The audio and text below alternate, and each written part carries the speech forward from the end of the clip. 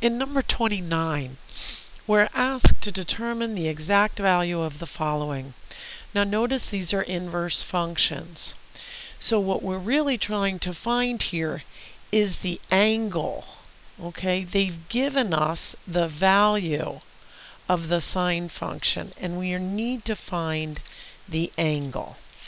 So one of the first things that we should review, I guess, is that sine with a big S, sine function, remember, has a limited domain, and that is from negative pi over 2 to pi over 2.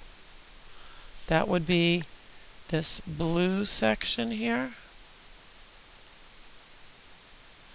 And while we're in that section, we might want to notice that tangent is also the same there.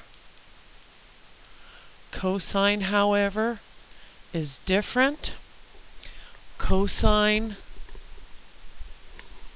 is from 0 to pi.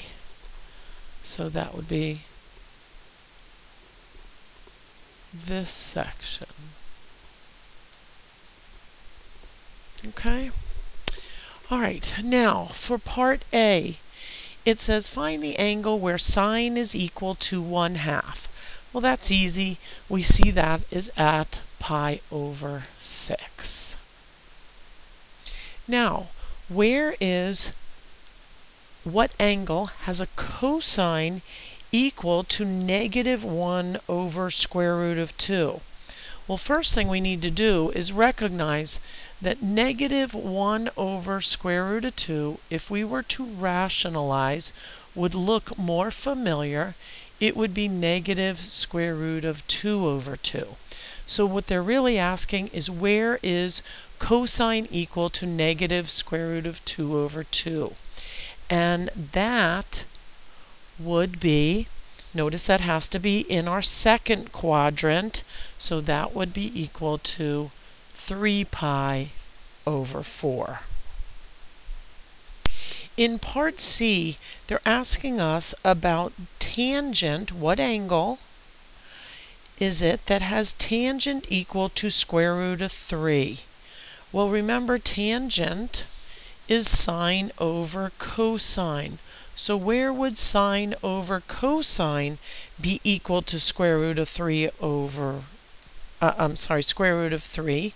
Well, we know that would happen where sine is square root of 3 over 2 and cosine is 1 over 2, which then simplifies to square root of 3.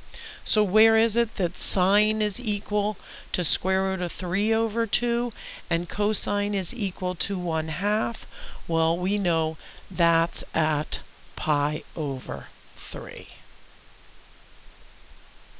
We're now in part D, simpler one.